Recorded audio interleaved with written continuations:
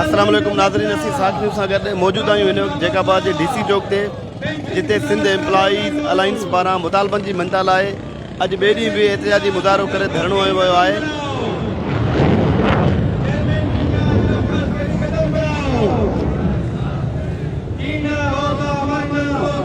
हीउ जैकाबाद जो DC चौक आहे, जिते सिंध एम्प्लॉइज़ अलायंस जे सॾ ते मुख़्तलिफ़ तंज़ीमनि पारां एहतिजाजी मुज़ाहिरो करे धरणो हयो वियो आहे, जिते 100 जी तादाद में मुख़्तलिफ़ खातनि जा मुलाज़िम वेठल आहिनि। नाज़रीन, साख न्यूज़ जी स्क्रीन तां ही समय माण्हुनि जो एहतिजाजी धरणो अव्हां खे ॾेखारे रहिया आहियूं। मुख़्तलिफ़ तंज़ीमनि जा अॻुवाण, मुख़्तलिफ़ तंज़ीमनि जा अॻुवाण ऐं उस्ताद जेके मुख़्तलिफ़ तंज़ीमनि जा आहिनि, मुलाज़िम उहे हिन वक़्तु हिते DC चौक ते वेठल आहिनि मुतालबनि जी मञता लाइ।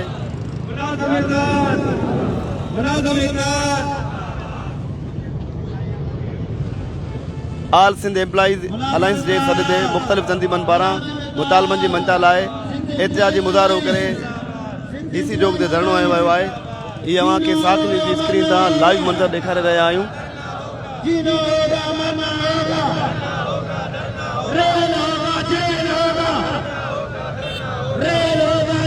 मुतालबनि जी मञता लाइ 100 जी तादाद में मुलाज़िम DC चौक ते मौजूद आहिनि। हीउ लाइव मंज़र अव्हां खे साख न्यूज़ जी स्क्रीन तां ॾेखारे रहिया आहियूं।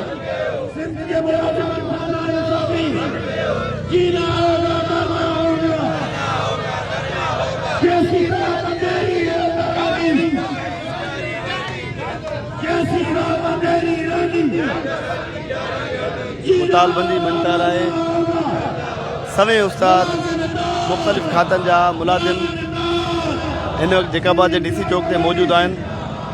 हीउ 100 माण्हुनि जो एहतिजाजी धरणो अव्हां खे साख न्यूज़ जी स्क्रीन तां लाइव ॾेखारे रहिया आहियूं, जंहिंमें गस्टा, पेटे अलिफ, लोअर स्टाफ, गोआज़ समेत मुख़्तलिफ़ तंज़ीमूं शरीक आहिनि। सिंध एम्प्लॉइज़ अलायंस जे सॾ ते मुख़्तलिफ़ तंज़ीमनि पारां मुतालबनि जी मञता लाइ एहतिजाजी मुज़ाहिरो करे DC चौक ते धरणो हयो वियो आहे। धरणे में गस्टा, पेटे अलिफ, आपका, लोअर स्टाफ समेत मुख़्तलिफ़ तंज़ीमूं शरीक आहिनि, जंहिंजा अॻुवाण हिन वक़्तु जेको आहे जैकाबाद जे DC चौक ते मौजूद आहिनि। हीउ लाइव मंज़र अव्हां खे साख न्यूज़ जी स्क्रीन तां ॾेखारे रहिया आहियूं। इन सिलसिले में असीं ॻाल्हि ॿोल कंदासीं अॻुवाण सां, त हुनजो छा चवणो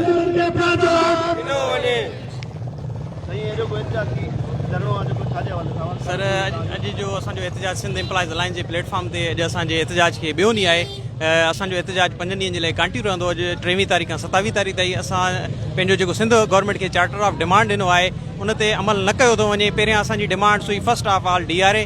जॾहिं असां प्रेस क्लब कराची पहुतासीं त हुते सिंध गवर्नमेंट असांजे मथां जाबराना सलूक कयो, असांजे मथां आंसू गैस ऐं शीलिंग जेका कई वई ऐं गिरफ़्तारियूं कयूं वयूं। उन खां पोइ असांजे DRA घुरण खां पोइ असांजे मथां हिकिड़ो पेंशन जो कारो कानून जेको असांजे मथां नओं मुसलत कयो वियो आहे, जेको सिंध गवर्नमेंट असीं एम्प्लॉइज़ अलायंस जे प्लेटफॉर्म तां उनखे रद्द कयूं था ऐं घुर कयूं था सिंध गवर्नमेंट खां त ख़ुदारा पंहिंजो क़िबलो दुरुस्त कयो।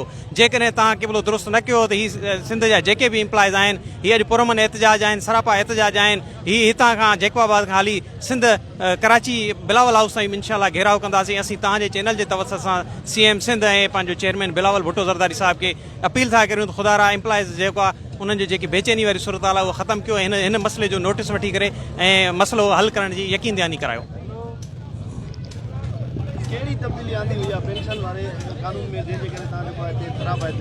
सही तव्हांखे ख़बर आहे पेंशन जेका आहे मुलाज़िम जी रीढ़ जड़ी आहे, उन में तव्हांजे साम्हूं आहे 65% खां कटौती करे हाणे 15% ते बीहे थो। जंहिं मुलाज़िम खे 40,000 पेंशन मिलणी हुई रिटायरमेंट ते, हाणे उन खे वञी करे 15,000 मिले त उहो पंहिंजो घर जो गुज़र सफ़र कीअं कंदो।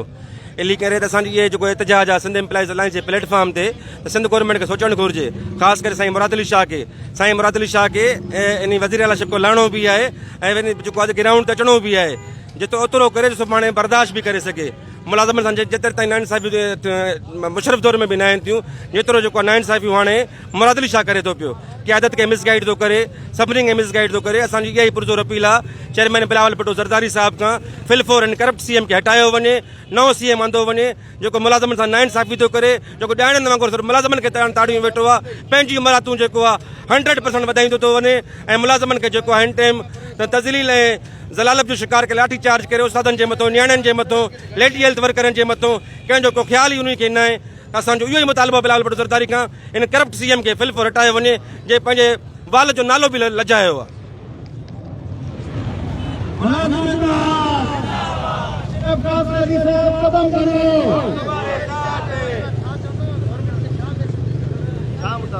सर असांजो अॼु निटण उस में वेहण जो मक़सदु इहो आहे, असांखे अफ़सोस थिए थो पियो असांजी पंहिंजी सिंध जी गवर्नमेंट, जंहिं सिंध जी गवर्नमेंट जे लाइ कोरोना हुजे, सैलाब हुजे, अगरि इलेक्शन हुजे, असीं मुलाज़िमीन हूंदा हुआसीं। अॼु अफ़सोस सां चवणो पए थो असांजे मथां कारो कानून मुड़ियो वियो आहे, असांजो जीअण जो सहारो खसियो थो वञे। पेंशन जेका आहे असांजे जीअण जो सहारो आहे।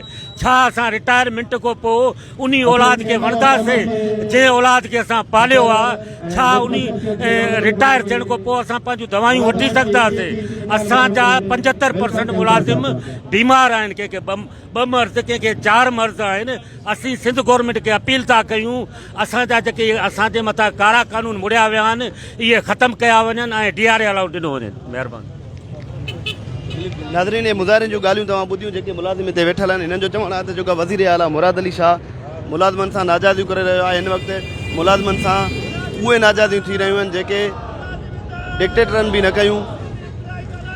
जमहूरियत जे दौर में मुलाज़िमनि सां डिक्टेटरनि वारियूं हालतूं थी रहियूं आहिनि, जंहिंजी असीं सख़्तु लफ़्ज़नि में मज़म्मत कयूं था। इन सिलसिले में असीं ॻाल्हि ॿोल कंदासीं। अंजुमन ताजरान जो सदर उहो बि इन धरणे में शरीक थियो आहे, मीर अहमद अली ख़ान बिरोई, उन सां ॻाल्हि ॿोल कंदासीं त उनजो छा चवणु आहे।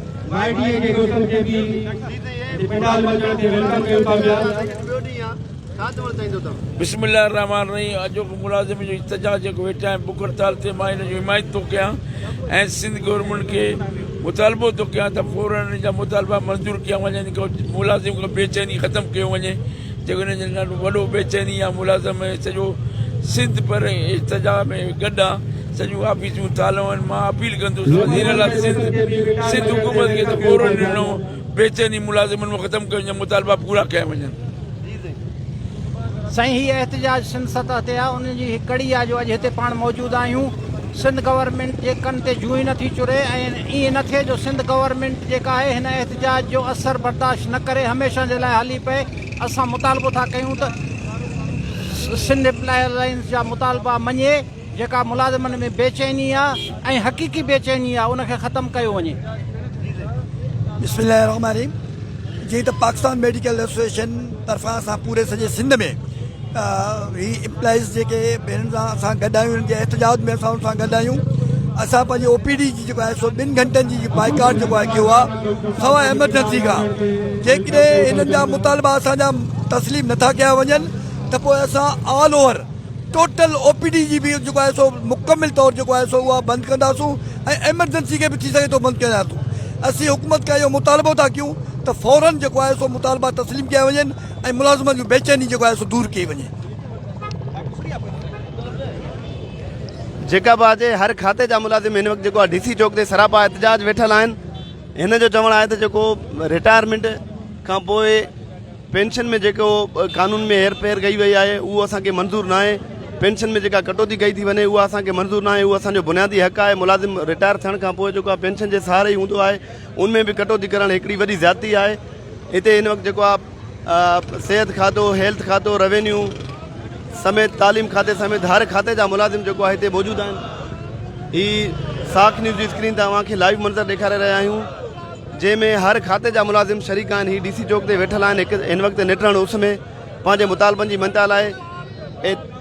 सिंध एम्प्लॉइज़ अलायंस जे सॾ ते PTLF गस्टा PMA गोआज़ समेत हर तंज़ीम जा अॻुवान मौजूदु आहिनि जेके अव्हांखे ॾेखारिया। हिन वक़्तु PTLF जो ज़िले सदर मौजूदु थियो शरीक थियो आहे धरणे में, उन सां ॻाल्हि ॿोल कंदासीं। उनजो छा चवणु बिस्मिल्लाहिर्रहमानिर्रहीम।